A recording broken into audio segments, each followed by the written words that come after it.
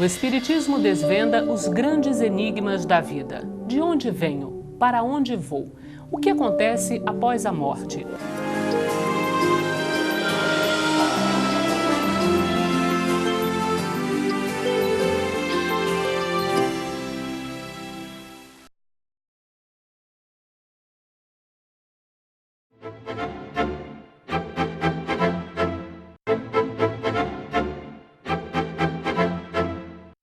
Começa agora, mais uma vez, o programa Transição, a visão espírita para um novo tempo.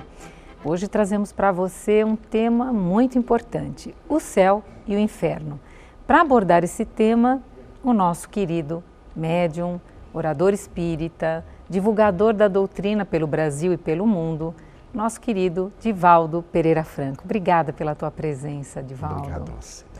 Divaldo, qual o objetivo de tantas religiões incutirem essa ideia do fogo eterno? É uma tradição punitiva.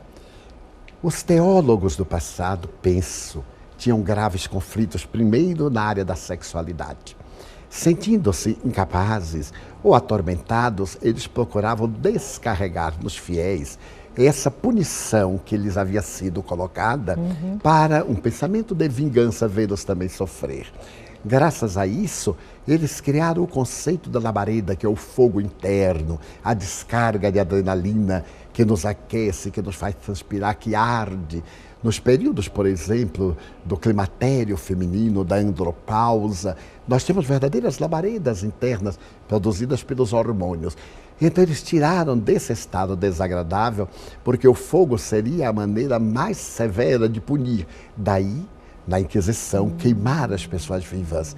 E mesmo no período de Nero, no passado, queimá-las vivas para arderem. A labareda significa, portanto, o processo mais duro de punição. Então foi adotado pelas religiões para caracterizar o inferno. E nós podemos, numa transposição, colocar hoje que o fogo purificador, o fogo Sem que dúvida. transforma? Sem dúvida. André Luiz, quando se reporta Nosso Lar, ele conta daquela região penumbrosa, que o fogo purificador veio para poder eliminar as bactérias mentais, os vibriões do nosso pensamento, as formas de pensamento degenerativas. Então, de certo modo, vamos conceber Deus como a grande labareda, numa imagem grotesca, né, dos orientais. A grande labareda, nós somos uma chispa que essa labareda desprendeu. Então há dentro de nós a luz divina que apaga e consome toda a treva. Eu vou perguntar agora para o Divaldo o seguinte, você se referiu às zonas umbralinas do livro Nosso Lar, psicografado por Chico Xavier. A pergunta é, essas zonas umbralinas, elas têm a ver com o purgatório, Divaldo? Seria exatamente o purgatório, um lugar de transição, em que os espíritos atormentados, ao despertarem, como diz Kardec na questão 165, a perturbação faz-se por um período relativamente longo, de acordo com a existência que teve, o comportamento. Então esse umbral é o lugar de depuração, em que o espírito dá-se conta dos seus erros, sofre as consequências, muda de atitude mental e ao fazê-lo, naturalmente ele vai sair daquela região dolorosa de angústia para outras menos densas, porque não será determinado local ali geograficamente estabelecido, onde vários espíritos se encontram atormentados, gera uma psicosfera umbralina e então nasce uma região perturbadora.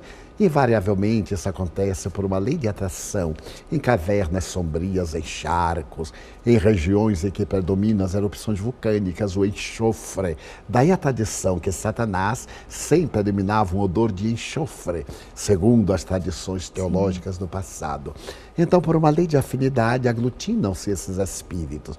Mas à medida que cada um se vai liberando, vai dando-se conta dos seus erros e mudando de atitude mental, os bons espíritos vão buscá-los em maravilhosas viagens que realizam as regiões dolorosas para poder arrancar das sombras e da dor e vão para comunidades intermediárias que já são mais suaves até o dia em que voltam a reencarnar-se na Terra para terem direito ao reino dos céus que lhes está reservado. E Divaldo, se uma pessoa, mesmo que não tenha sido um grande exemplo, mas que pautou sua vida por boas condutas, essa pessoa necessariamente passa pelo umbral? De maneira nenhuma. Como nós vemos, o umbral é um pórtico, é o primeiro passo de entrada, o umbral da porta. André Luiz utilizou-se da expressão para falar de uma região de sombras, mas o indivíduo que tem uma vida moral equilibrada, que seja perfeitamente normal, o seu despertar não será necessariamente numa região punitiva de sofrimento, mas numa região hospitalar, numa comunidade em que os bons amigos o aguardam. As suas dores íntimas serão muito pessoais, os seus conflitos serão também muito pessoais. E nessa comunidade onde desperta, receberá assistência e, mediante o trabalho e a ajuda que vão recebendo dos espíritos nobres, recuperam-se e passam a liberar-se da culpa, dos conflitos, através das ações do bem. Você chegou num ponto importante. O sentimento de culpa, a pessoa que vive o sentimento de culpa, ela, aspas, já vive no inferno, esteja encarnada ou desencarnada, Divaldo? Sem a menor sombra de dúvida. Uma vez eu lendo o Evangelho, era muito jovem, uma frase me penetrou profundamente quando diz assim: vive de tal forma, quando desencarnares, possas olhar nos olhos da pessoa sem ter que abaixar a vista. Eu imagino a situação do traidor. Vemos esses crimes hediondos na imprensa. Os assassinos, eles sabem dos danos que causaram ao realizarem um assalto e darem um tiro desnecessário. Porque já que a sua necessidade levava ao crime, o crime do assalto, do roubo, até é justificável, embora não desculpável. E logo depois voltar e matar, esse indivíduo um dia vai despertar e ele vai encontrar a sua vítima e vai ter que olhá-la nos olhos, então ele abaixa a vista porque ele é culpado. Essa culpa vai fazê-lo fugir. Então ele vem na alienação, na esquizofrenia, vem na idiotia, vem com os centros perispirituais degenerados. Então vem numa expiação dolorosa que todos repudiam e ele a si próprio se detesta. É a limpeza interior da culpa.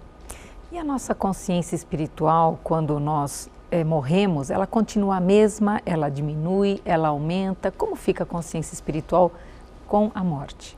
Eu tenho por experiência observado que há muitos problemas que são orgânicos, muitas questões tormentosas que são da matéria, que quando nós nos libertamos dos despojos, esses conflitos do comer, do vestir, as pequenas vaidades também ficam. Aqueles mais graves é que nos acompanham. Quando nós despertamos no além, as lembranças vêm como no cinemascópio ao contrário. E aquelas que foram graves, positivas ou negativamente, essas tomam um corpo maior e então fixam-se em nossa memória para podermos reparar as equivocadas e para poder continuar com aquelas que são positivas. Mas a consciência não fica exatamente como era na Terra, porque agora já não necessita dos equipamentos cerebrais para decodificar as emoções. Já estamos em emoção espiritual, sem um instrumento de registro. Torna-se muito mais fácil e também a dor torna-se maior por isso, por causa da lucidez. E Jesus falava sobre o inferno, Divaldo? Falava. Falava sobre Satanás e falava também de que ele foi, até o deserto para se interiorizar. Como você vê todas essas lições? Como sendo a busca de Deus. Antes de começar o ministério, ele vai entrar em sintonia com Deus e faz o jejum físico para poder a sua transcendência ter mais facilidade de sintonia com a divindade. Então é ali que o demônio vai visitá-lo para as tentações. As tentações são uma página muito complexa que nós vamos encontrar nas tradições teológicas. Teria Satanás personificado no espírito enfrentar Jesus? O que a mim me parece muito difícil, porque a sombra não enfrenta a luz. Seria essa tentação uma autorreflexão? Dizer, por exemplo, eu posso transformar pedras em pães, mas não devo, porque não somente de pães vive a criatura humana. Eu até poderia saltar da torre de Jerusalém, porque os meus anjos me receberiam, mas ele não veio para isso. Então as tentações têm sido motivo de estudos muito cuidadosos. Há muitos anos eu numa página pedi ao Dr. Bezerra de Menezes, por Chico Xavier, que me desse um pouco de luz sobre esse capítulo. E ele respondeu com a mesma sabedoria: a oportunidade não era própria. Era realmente uma reunião de atendimento, de receituário aos necessitados. E essa questão é muito ampla. Então, quando Jesus vai ao deserto, vai sintonizar com Deus. E, naturalmente, colocar o limite entre a sombra da terra, Satanás, entre as paixões da terra, o tentador, e ele, todo luz, para poder instaurar entre as criaturas humanas o primado do espírito imortal. Então, o Satanás não era uma personificação, porque quando ele diz às entidades perversas, espírito imundo, sai dele. Mais de uma vez ele se refere a espírito imundo. A tradição chamava-os de daimons, que tanto podiam ser positivos como negativos. E as traduções ao latim é que criaram a palavra Satanás, na configuração do diabo. Então, nós vamos ver que a palavra de Jesus era em referência aos espíritos imundos, aos espíritos perversos, que são satanases, na tradução ao vernáculo. E lembrando aqui, uma vez eu estive no deserto e realmente é de um silêncio absoluto e total, porque em outros lugares da natureza nós temos sons, mas o deserto é de um silêncio profundo, né, Divaldo? O Espírito de Jesus, dentro do conceito espírita de evolução espiritual, ainda prossegue evoluindo, Divaldo? Sem dúvida, a evolução infinita. A mim me fascina quando ele diz, antes de serdes, eu já era. É ele o construtor da terra, como diz com muita beleza Emmanuel, no A Caminho da Luz, e como referenda Joana de Ângeles, no seu livro Estudos Espíritas. Eu posso imaginar a grandeza desse espírito. Às vezes eu tento compreender Deus, a causa primeira ou primária de todas as coisas, a inteligência suprema, mas não tenho capacidade de abarcar, porque o relativo não abarca o absoluto. Sim. Então eu penso em Jesus, a distância que medeia entre mim e Ele. E um dia o Espírito Bezerra de Menezes me disse, se a distância que medeia entre ti e o Mestre é grande, a que medeia entre ele e Deus é infinita. Uau. Então, à medida que a Terra também sai de mundo de provas e expiações para mundo de regeneração, ele, Jesus, sublima-se e vai arrastando neste sendal de estrelas o planeta que o Pai lhe confiou, para dar-lhe também a plenitude que nos escapa. E como Jesus, então, diante dessa forma tão bela que você nos coloca, como Jesus sente as nossas angústias, sofrimentos e dores, Divaldo, desses momentos, desses dias que vivemos na Terra? Ele veio à Terra experienciar para ter dimensão. Uau. Porque não tendo vivido a vida física em nosso planeta, ele poderia ter a ideia, mas não a experiência.